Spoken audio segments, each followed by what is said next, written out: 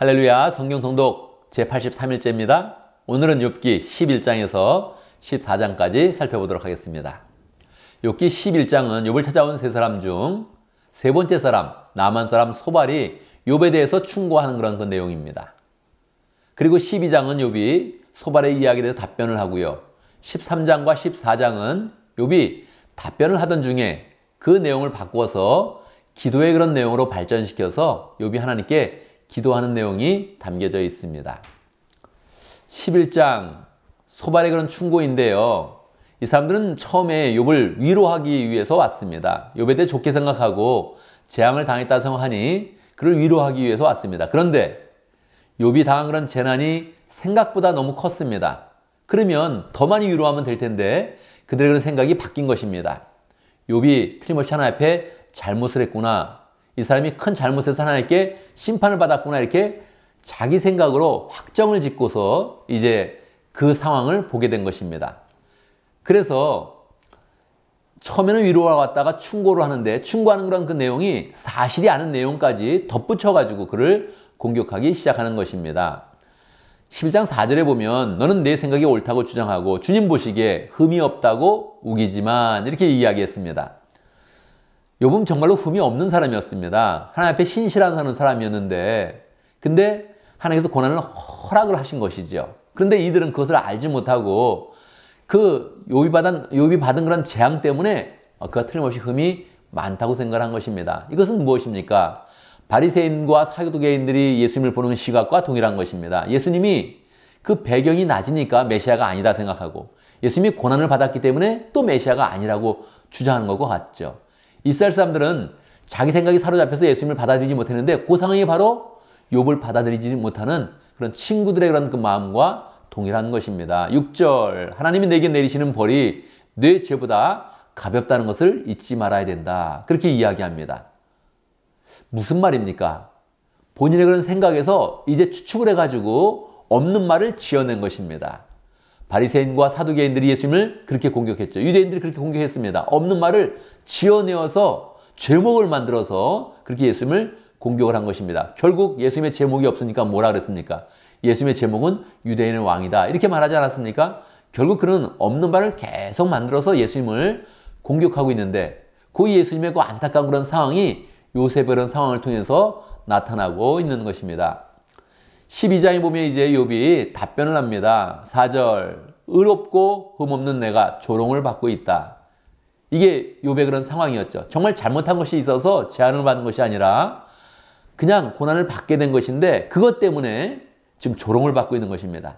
예수님이 그러합니다. 나무에 달린 자는 저주를 받은 자다.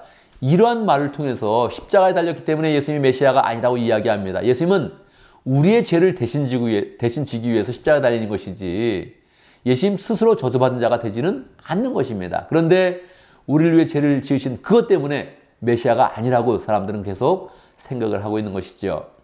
14절 보면 그때부터 이제 욥은 생각을 바꿉니다. 자기가 계속 이 사람들과 말싸움을 해서는 말싸움을 이길 수가 없다. 그들은 이미 나쁜 프레임을 가지고 공격을 하고 있는 것입니다. 그냥 죄인이다.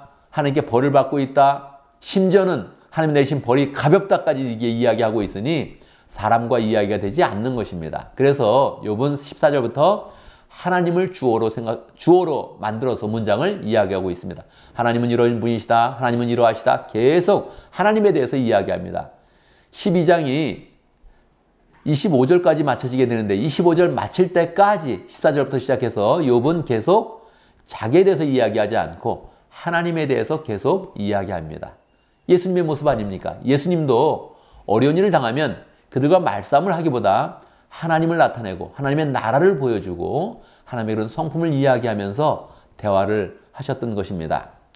13장에 보면 이제 드디어 욥은 이제 더 이상 이 사람들과 이야기할 수 없다는 것을 알고 있죠. 3절 그러나 나는 전능하신 하나님 분께 말씀드리고 싶고 하나님께 내 마음을 다 털어놓고 싶다. 그렇게 이야기를 합니다.